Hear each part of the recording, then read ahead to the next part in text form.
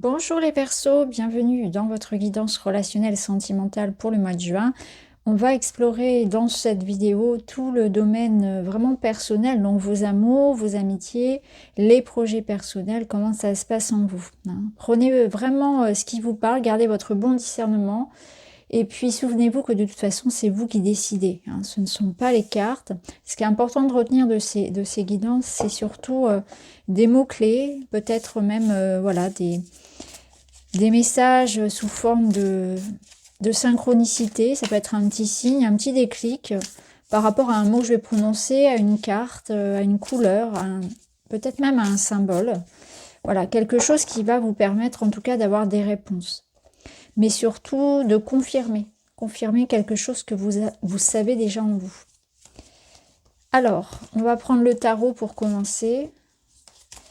Et vous avez la tempérance qui va nous parler d'équilibre, de guérison, d'apaisement, de communication aussi. Vous avez le 6 de coupe, qui est une très belle carte qui va nous parler de profiter du moment présent, de profiter des petits bonheurs du quotidien, de guérir aussi son passé, d'être en paix, d'être au calme avec ce qui a pu se passer précédemment. Donc on est dans une énergie de pardon, de sérénité, de légèreté aussi. C'est une connexion avec son enfant intérieur. Donc là, on est vraiment dans quelque chose qui est de l'ordre de l'apaisement, de la sérénité, du lien. Et vous avez l'ermite. Donc c'est un temps de réflexion, d'introspection, du temps au calme. C'est vraiment ce qu'on ressent, c'est un temps calme, comme si vous étiez déjà sur les énergies assez estivales des vacances. Une période vraiment de tranquillité, de remise en question. Vous voyez d'ailleurs, on a cette ermite qui éclaire l'enfant, qui éclaire le 6 de coupe. Donc on voit peut-être que vous essayez de comprendre et ou de guérir, d'apaiser quelque chose qui est de l'ordre de votre enfant intérieur, de votre passé, de votre expérience. Et par-dessus ça, on a cette guérison. Donc guérison de l'enfant intérieur qui passe par un temps d'introspection, de calme, par l'idée de pardonner. Il y a l'idée que de toute façon, c'est un temps qui va permettre des réflexions utiles, un temps de prise de conscience, une forme de maturité qui est en train de se mettre en place pour vous. Vous allez prendre conscience de quelque chose d'important, vous concernant, mais peut-être aussi concernant un lien. Mais c'est avant tout par rapport au passé. Je pense que vous allez vraiment être en paix avec quelque chose, que vous vous pardonnez ou que vous pardonnez, être davantage dans l'instant présent, être davantage serein et attentif à vos véritables besoins. On vous sent très centré sur vous-même, hein, sur votre développement personnel, sur votre bien-être, hein, sur le fait de vous guérir avant tout, de penser à vous. Ouais, on va voir. On va mettre d'autres cartes par-dessus.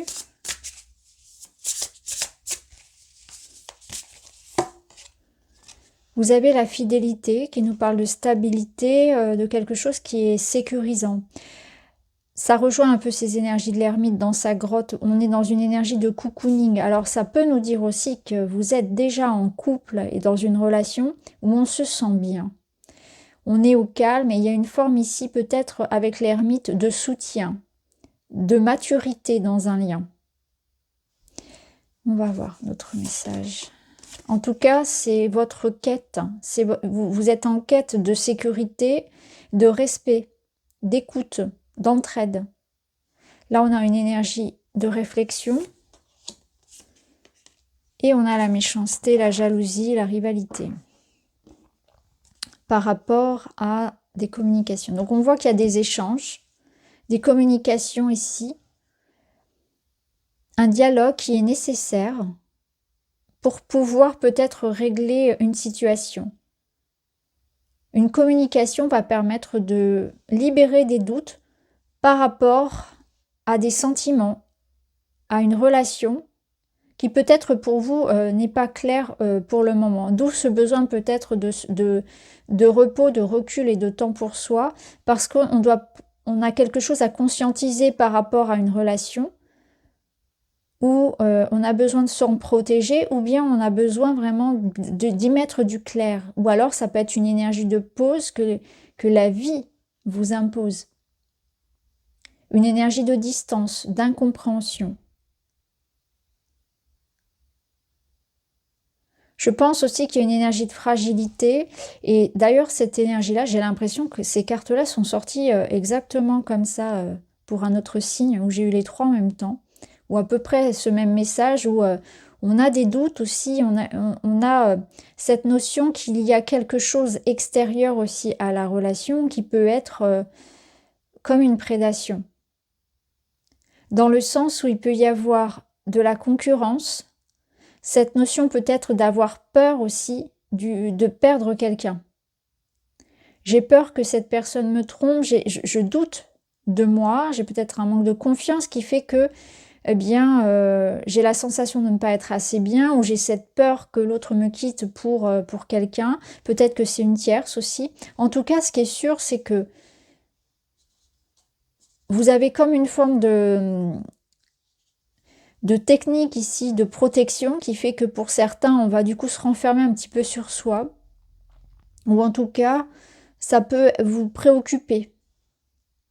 Pour d'autres ici, on a vraiment cette sensation qu'il va falloir mettre des mots sur ce que vous ressentez et surtout ouvrir le dialogue avec l'autre pour éclaircir les choses. Parce que ça peut provoquer chez vous une certaine forme de tristesse, de ne pas savoir quoi penser de la relation, de ne pas savoir si l'autre a envie de s'engager réellement avec vous, de ne pas savoir si l'autre a des sentiments réciproques, si vous pouvez vous poser en sécurité avec cette personne. Alors on va mettre d'autres cartes par-dessus.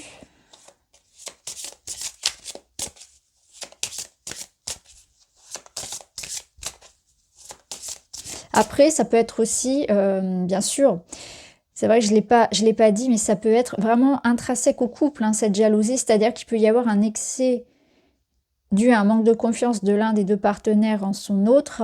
Il peut y avoir un excès ici de jalousie aussi, des mots difficiles, vous voyez, des mots blessants qu'on se dit sans forcément les penser, ou voilà, une sensation que l'autre nous échappe, quelqu'un qui veut contrôler un petit peu trop la situation, mais voilà, on doit régler ça, on doit être au clair avec ça, on a besoin de peut-être de s'expliquer, hein, d'avoir une discussion franche, d'avoir des réponses aussi.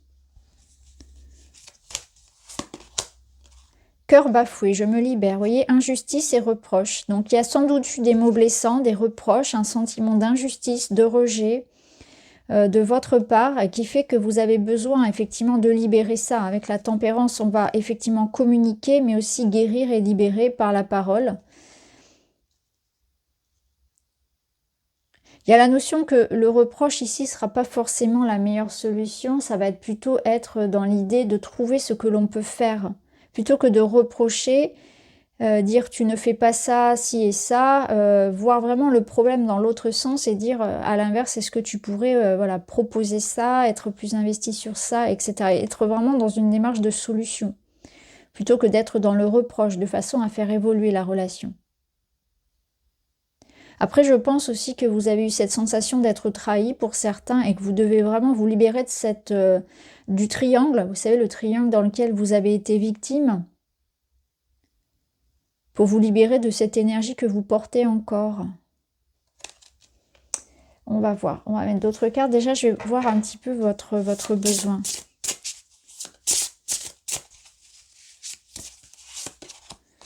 On a le mal-être. Tu es désemparé, découragé, la tristesse s'installe en toi, cela affecte ta capacité à respirer profondément, emplit tes poumons d'air. Donc j'ai l'impression qu'on vous invite vraiment à respirer et surtout à... Comme si vous respiriez mal parce que y a quelque chose qui est lourd sur la poitrine. Donc une grande inspiration, une grande expiration pour libérer toutes les tensions et en même temps ça va vous libérer de peut-être d'une tristesse. Enfin il y a un travail comme ça de deuil, de tristesse, vous voyez, d'injustice à libérer pour pouvoir justement être en paix. Je pense qu'il faut pardonner dans le sens où il faut aller de l'avant parce que vous êtes encore prisonnier, prisonnière d'une situation du passé. Il y a peut-être aussi de la culpabilité, vous pouvez avoir des regrets par rapport à ce qui s'est passé aussi. Ou la sensation que ce qui vous arrive n'est pas juste. que ça n'aurait pas dû arriver, que ça n'est pas mérité. Que c'est dû aussi aux circonstances et peut-être à certaines personnes d'ailleurs aussi, hein, qui ont mis un petit peu leur nez dans vos affaires.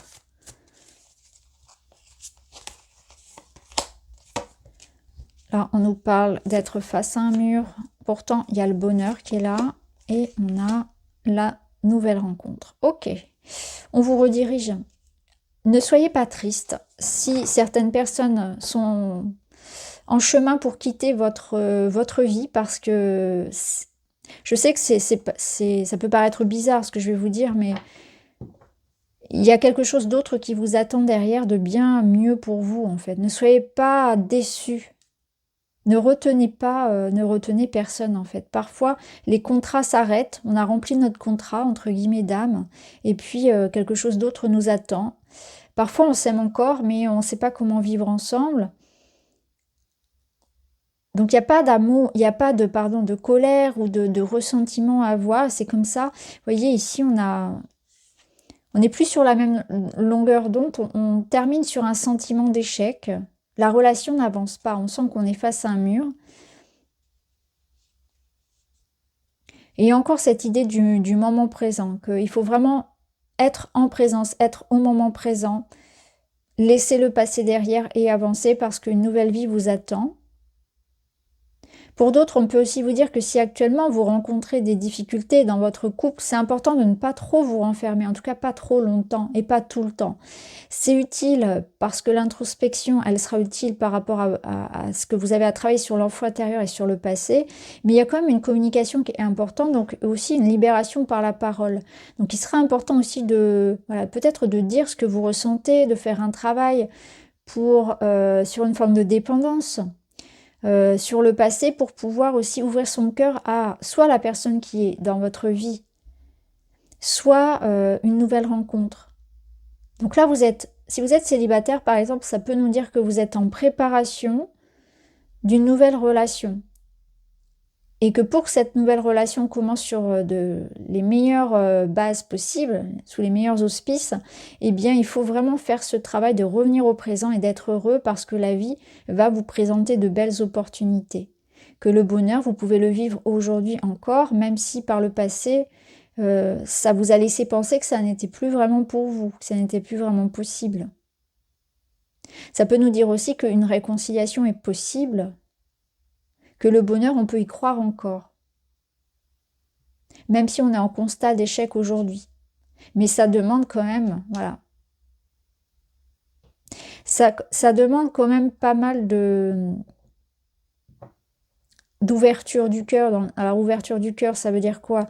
Ça veut dire s'ouvrir à l'écoute de l'autre, mais vraiment. Sous forme d'amour inconditionnel. Alors, ça sous-entend pas qu'on accepte tout par amour, parce que ça, c'est du sacrifice. Mais ça sous-entend qu'on se met à la place de l'autre, qu'on est prêt à faire des concessions, on est prêt à entendre sa version des faits et à comprendre aussi comment l'autre a réagi en fonction de son historique, entre guillemets, de son passé, de ce qu'il a vécu, avec ses propres filtres. Donc parfois, on peut avoir une vision d'une situation, et puis l'autre aussi, vous savez, c'est ce que j'appelle la théorie du 6 et du 9. L'un voit un 6 quand l'autre voit un 9. Mais voilà, ce sont deux réalités qui sont finalement en parallèle et qui sont justes.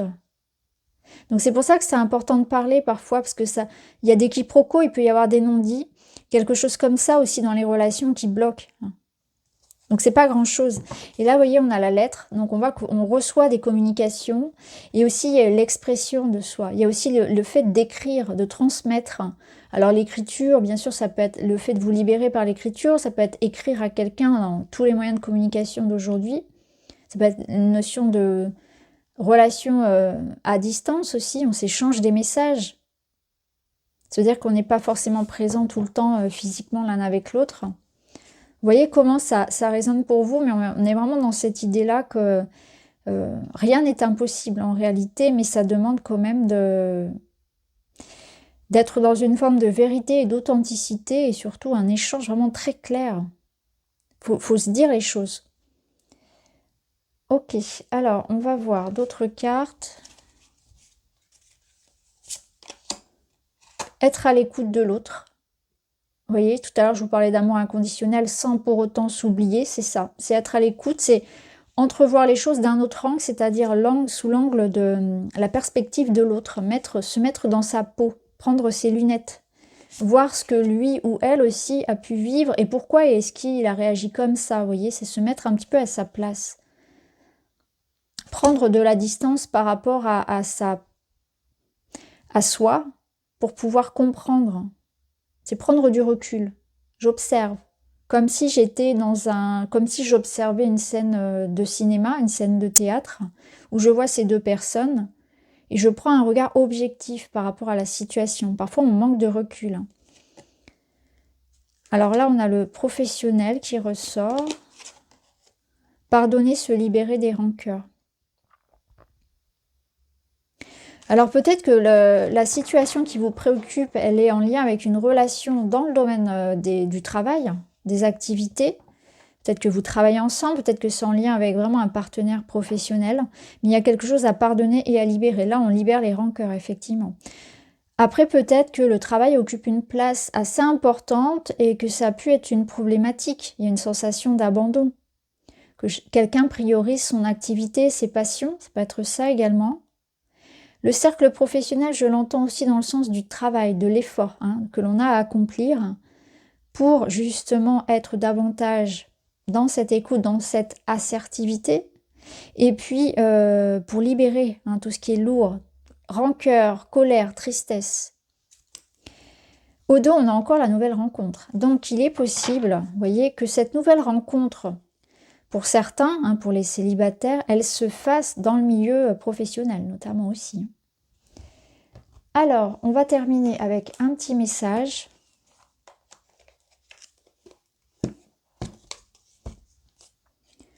Je fais passer mes besoins avant ceux des autres. En agissant de la sorte, je redeviens ma priorité. Ceux qui ne comprennent pas ne méritent pas mon amour. Bouddha disait si justement, vous-même, autant que n'importe qui dans l'univers, méritez votre amour et votre affection. Alors, on en revient à cette énergie de sacrifice, de s'aimer soi avant tout, revenir à soi, c'est l'énergie de l'ermite, c'est tout à fait ça, c'est je redeviens ma priorité. Peut-être que je me suis un petit peu trop sacrifiée, j'ai un peu trop donné, attendu aussi, j'ai peut-être eu des attentes vis-à-vis de quelqu'un, je me suis oubliée, maintenant je pense à moi. Mais c'est aussi je pense à moi dans le sens où je me permets aujourd'hui de laisser le passé derrière et de croire encore à ma chance d'être heureux, de rencontrer de nouvelles personnes, de m'épanouir dans mon travail, dans ma vie personnelle. Et au regard de l'autre, c'est ne pas s'oublier. Donc c'est être à l'écoute de l'autre et en même temps ne pas, vous voyez, c'est cet équilibre-là que l'on trouve avec la tempérance entre ce que je donne et ce que je reçois. Donc voilà pour vous les amis Verseaux, j'espère que ça vous parle. Je vous embrasse et je vous dis à très vite.